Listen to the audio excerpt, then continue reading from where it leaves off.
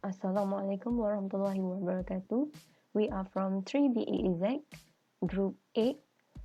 For assignment digital signal processing, we are referring Lab 1. These is our group members, Azimah, Fatini Arfah, Mazlin Jazmie, Nur Aliza, and the last one lecture names, Madam Isadora. Introduction. Convolution is an operation, integration or summation for continuous and discrete time, respectively, that relates the output of a linear and time-invariant system to its input and impulse response. Furthermore, we decide to use MATLAB software to convolve the signal with impulse response. After the combination of two signals, we have learned from the lab that impulse response gives some bigger effect on the sound of the output. The last one, we have studied the signal representation of signal of convolution at a different by control the impulse signal. For the theoretical, convolution is a mathematical operation that combines two signals and output at a third signal that express how the shape of one is modified by the other. Sn and Hn are two different sequences. Sequence Yn is generated by the convolution sum. The convolution of two signals in the time domain is equivalent to the multiplication of their representation in frequency domain. Time domain refers to analysis of mathematical function, physical signal, or time series with respect to time. Frequency domain refers to the analysis of mathematical function or signal with respect to frequency rather than time. At time domain, graph display the changes in a signal over a span of time, and frequency domain display how much of the signal exists within a given frequency band concerning a range of frequencies. For methodology, basic operation convolution in the time domain and frequency domain. The file is converted from MP4 file to WAV file so it can be read in MATLAB. The audio is visualized in time domain and frequency domain signal.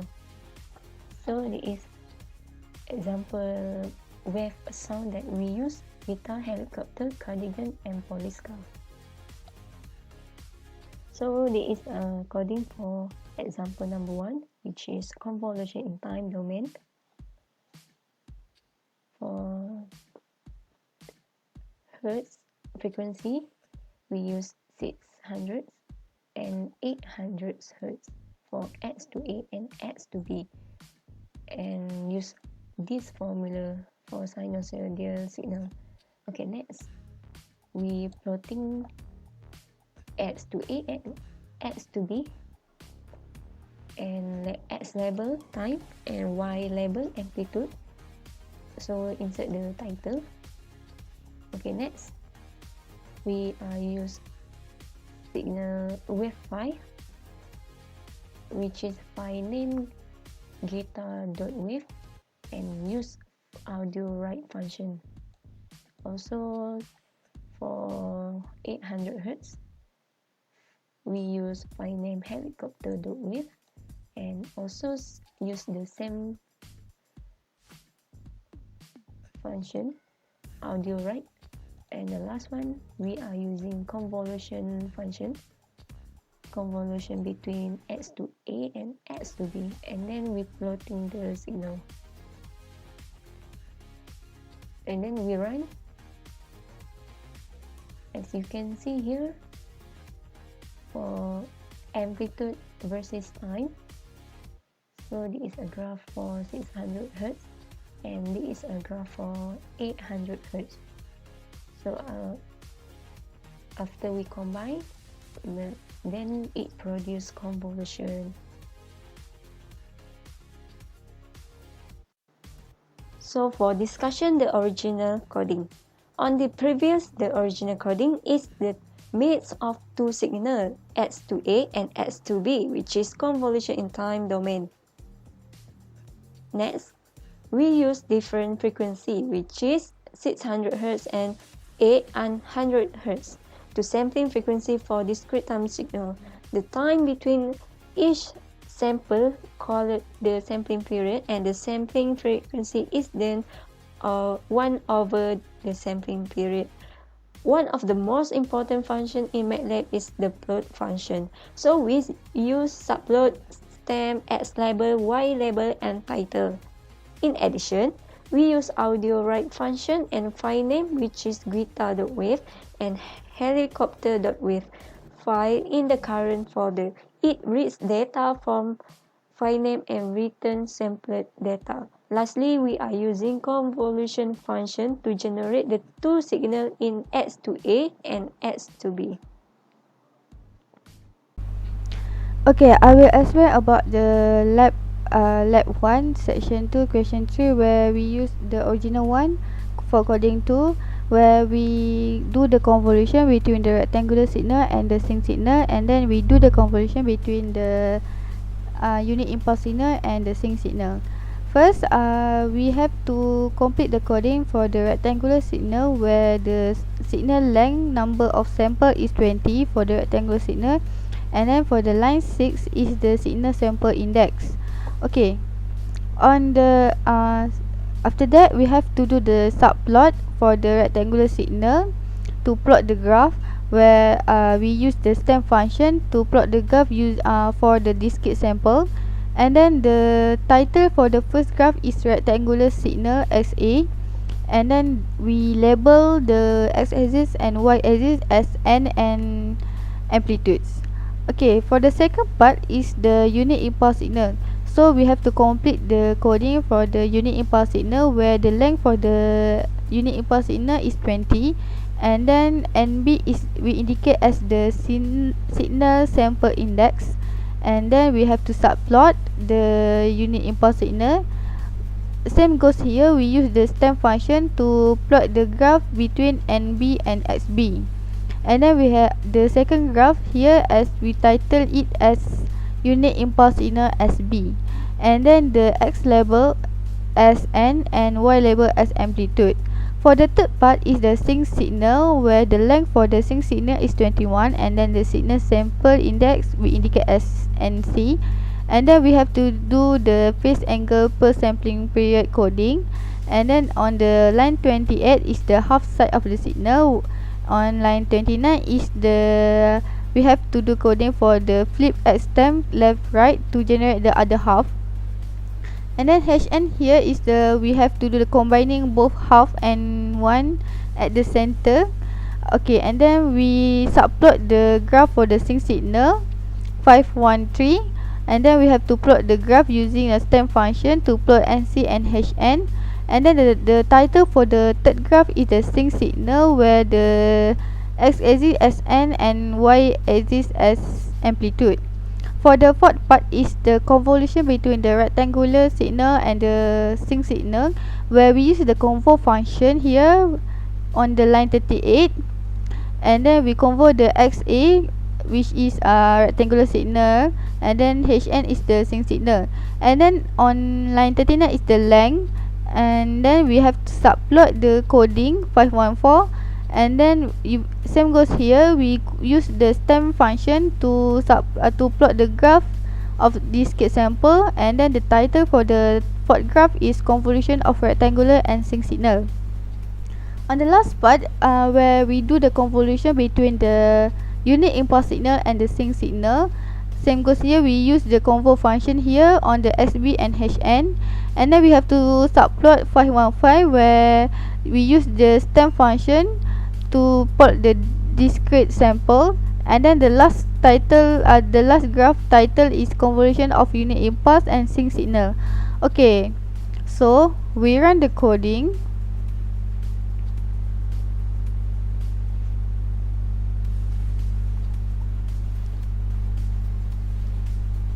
Okay, this is the graph that we get.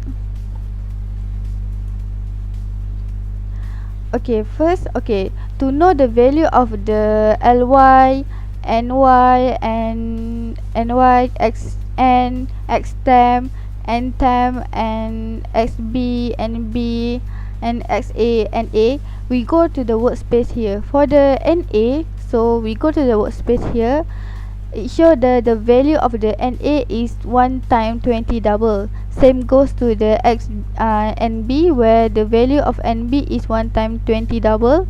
And for the NC is the sync signal sample index 1 time 21 double. So, and then for the value for the SA, SN, XB and HN.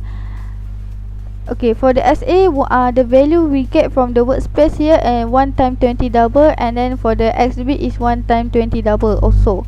Okay, for the length of the LY on the convolution here, the length of the LY is 40, and then the length of the value of the NY is 1 time 40 doubles.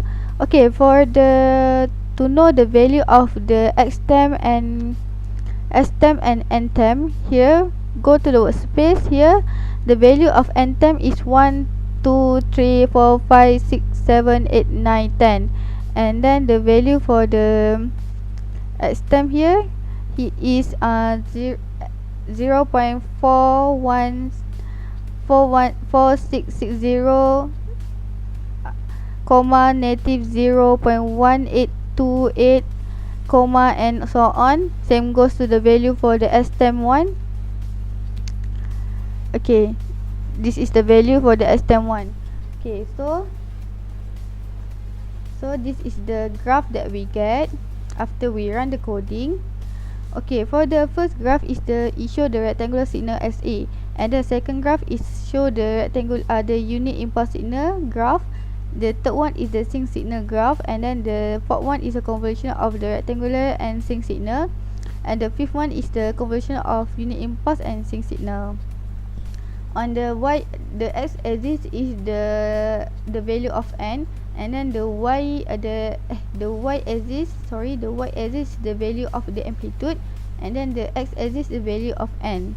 And then this is the graph for the original rectangular, and then this is the graph for after we convert the rectangular and the sync signal. So this is the output that we get after convert the two signal, and then this is the output that we get after we convert the unit impulse signal and the sync signal. Discussion on the original coding too. On this section, the coding is to show the convolution between rectangular signal and sync signal, and convolution between unit impulse signal and sync signal. At first, we complete the code for rectangular signal, unit impulse signal, and sync signal. Then we plot the signal before we do the convolution. To plot the graph, we use the subplot, stem, x label, y label, and title function. Next, we complete the code for the convolution using convolution function to mix two signals. Then we plot the convolution signal between two signals. Lastly, we observe the convolution between the signals. Assalamualaikum and a very good morning. My name is Mazlin Jazmie, and I will explain the new coding that we use in the original subsection that we choose in the lab. So the original subsection that we choose is that it creates its own signal from using MATLAB coding, while for the new subsection, for the new addition, we input our own audio, which is we choose a police car audio and audio of a singer singing. So we use audio read, which is the function to read the audio by returning the sample data in x1 and fs1 as the sample rate. So for the second audio, we use x2 and fs2 for the sample data and sample rate. So we also generate the time domain signal for each audio by using the function length, which is the length of the sample data that we get from the x1 and x2 as for the second sample, and then the t is for the time, and we use subplot to generate the plot to generate the time domain signal. And for the second For the second edition, we also create the frequency domain signal by using the FFT function, which is the discrete Fourier transform that is applied to the data sample. So we create B1 equals to FFT, the sample data in the first audio, which is X1, while for the second audio is X2. And we also use the ABS function, which is the absolute function, which means the signal will all become positive. And then we convolve both signal by using the CONV2, and in the bracket we choose the sample data of each audio X1 and X2. Then we use plot. So all the coding, all the signal will plot in the same figure by using subplot. So when we run the coding, so this is the figure that we got from the coding. So for the first signal is the first audio signal in time domain, and the second one is the second audio in time domain signal. And so for the third and the fourth signal is the signal in frequency domain. And for the last figure, for the last signal is the signal that is convolved between X1 and X2 audio. That is all for me. Thank you. Assalamualaikum warahmatullahi wabarakatuh. My name is Fatini Arfah binti Muhammad Amran, and I will explain demo on the new edition for coding 2. For this coding, I perform the convolution of 2D signal convolution using MATLAB. For the fourth line is to convert the input image by using coding IMRead function. For the sixth is to convert the image to grayscale image by using function RGB to gray and call the A. And for the eighth line is to convert the value into the double type, but because the filter we're going to use is required double data type. And in line 10 is by using function F special, Gaussian and H. This is the H size and the sigma. It's written a rotational symmetric Gaussian low pass filter of H size with standard deviation sigma. And it is to declare the Gaussian convolution kernel and used to blur image and remove noise and detail. It uses a small metric for blurring, sharpening, embossing, and detection. It is you doing a convolution between the kernel. And the next line is 11 is to the motion filter. He used the function S special, motion, and length and theta. He's written a filter to approximate and once convolved with an image the linear motion of camera. And length is specify the length of the motion, and theta is specify the angle of motion in degree in a counterclockwise direction. The filter become a vector for horizontal and vertical motion, and the motion filter used to blur the image. Okay, for line 13 is to convolving the image with Gaussian convolution kernel, and the line 14 is to convolving image to motion filter, and the 16 is to convolving the image with itself. And the next line is to plot the image and convolve with the image. We use IMShow function because the image is 2D convolution, and it take two arguments, which is the first argument is convolving with Gaussian filter, And the second argument is simple empty parentheses. And when I run the program,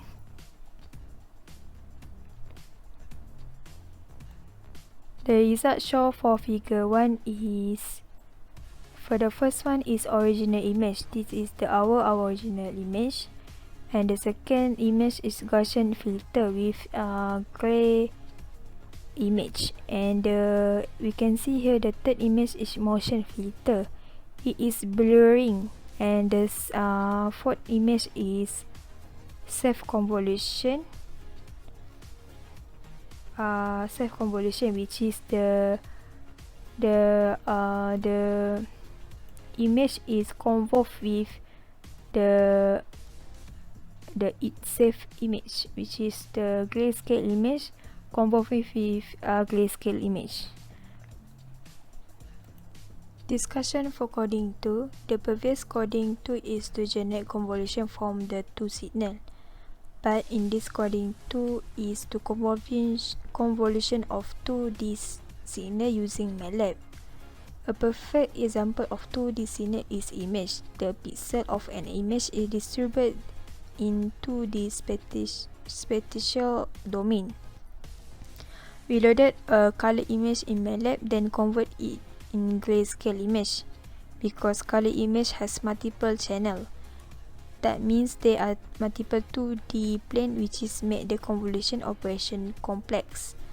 The filter we use to perform 2D convolution in MATLAB require a double data type.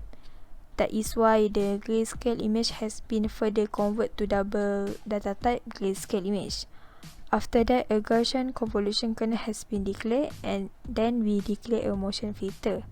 Finally, the two filter has been converted with the image.